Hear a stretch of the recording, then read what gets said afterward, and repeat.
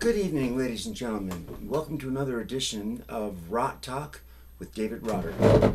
Tonight, excuse me, is New Year's Eve, as you all probably well know. I'm planning on uploading this tonight. This particular Rott topic is something that we've all experienced. I'm positive of it. Now, if you're rather young, like 20 or 25 or 30, maybe it's possible that this hasn't happened, but it's more than likely that it has. And the thing that I'm talking about is what single event literally changed your life from one moment to the next.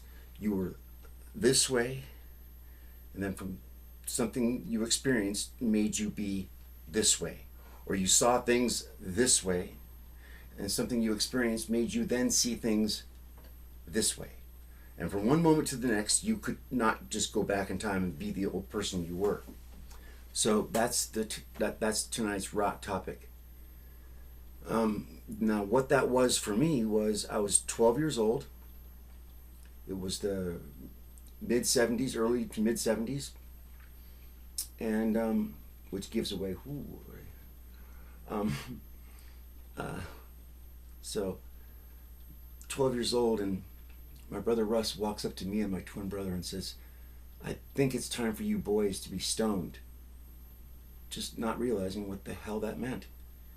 I didn't know what being stoned was. I wasn't just born like some hipster that just knew all the grokked all the shit, man.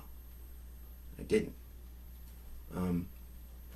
All I could think of was some medieval form of torture or killing, being stoned to death, and it absolutely was not that. But my brother Russ, it was a Friday, and summer was just beginning, and so it was like it's June, around Russ's birthday, oddly enough, June 19th, 51. I don't know the exact date in April of 2008, but rest in peace, bro.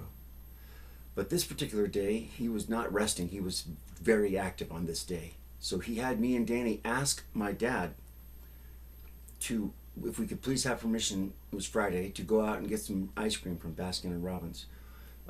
Right next to the C's Candy Store, Wilshire Boulevard in Santa Monica, between 14th and Euclid. There was no 13th Street. There was superstition around 13. So, 14th and Euclid, and there was Baskin Robbins and C's Candy right there, in between Drug Aid and Bonds. Anyway, went out, and it's like 8:30 at night, and I noticed that we're not going towards the ice cream place at all. We're going towards East Channel Road, 7th Street to East Channel Road, down to the Coast Highway, immediate sharp left up Chautauqua Road to Sunset, which led to a little street called Fisk in the Pacific Palisades, and it's where my brother Robbie had lived, and Russ had a little back house there. He was still living in that back house, and we go up there, and Russ immediately starts getting out these things. I didn't recognize any of it. Foam container. Some other things that I find out later were like pipes and screens and whatever.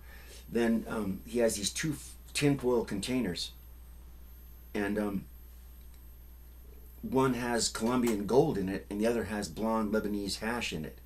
And he was like a chemist, like he was mixing it up, like he was like Renfield, like spinning his evil mustaches. It wasn't really all that devious, but it was fireworks, nice, good timing.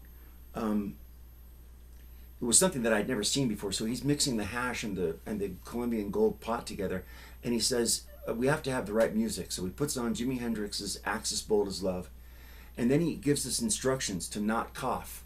Now, I'd never heard any Jimi Hendrix besides the few songs on the radio. I remember hearing "Purple Haze on the Beach" when I was 5 years old, so 67. But anyway, I didn't have any direct relationship with Jimmy at all at that time. And so he puts that on, and then he hands us the pipe and has the lighter, and he's telling us, now you have to hold it in to the point where there's no smoke whatsoever.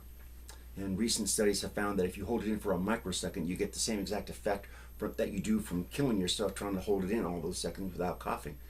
But there was no not coughing. I was just, Danny did better than me, but I was just cough, cough, cough, you know. But it was not just that. So there was a little nightstand next to where the speakers were. He was playing this music, accessible to his left through these speakers called, they were JBL LE8Ts, and they are a specifically sweet sounding full range 8-inch driver from JBL that comes with a passive radiator. So right next to the speaker was the stack of pornography magazines. It was, you know, and it wasn't just Playboy. It was like, you know, Hustler and all the rest. And then so we're 12. We have marijuana, Jimi Hendrix, hashish, pornography, and then the piece de resistance, the hard alcohol. So, you know, we just get lit out of our brains. And I'm supposed to just go back to my little G-rated world of little slot car sets and, you know, markers and, you know, cartoon characters and, you know, go back to that after that evening of those other things, right? And we didn't get back till 4 in the morning. You know, Danny tried lying. I didn't. I was like, you know, smart enough to know not to lie. Not that Danny was a fool, but Danny was more willing to obfuscate the truth at that time than I was. Thinking that I could like tell some of the truth and just, you know, make my dad believe that that's all we did. So as Danny was like, you know, making up this elaborate bunch of shit, I just said, look, we had some alcohol, we went to get ice cream, we then looked at nudie magazines, and here we are. That's all we did. And I was like pretty stone-faced about it, you know, just literally stoned face about it. Anyway, that's what happened to me that changed my life from one moment to the next. Within a year, I was collecting all Jimi Hendrix, you know, records and posters, and within 2 years of that, I was getting my first acoustic guitar, which would be a St. George archtop with flat wound strings, and the strings were this far from the fingerboard. It was like, but that's how I started, you know. So anyway, what changed you guys? What single event was it that changed you guys for life, where you were one way and now you were this other way and you never could go back to how you once were? Anyway, this is David Rotter signing off and saying Happy New Year to everybody. You guys be safe and, you know, take care of yourselves and be, you know, don't do anything you know, overly crazy and stuff. You want to have a 2025. You don't want to, you know, celebrate New Year's and then end up whatever. So be safe, be happy, and remember, Rott the nation. Okay, take care, guys. Bye-bye.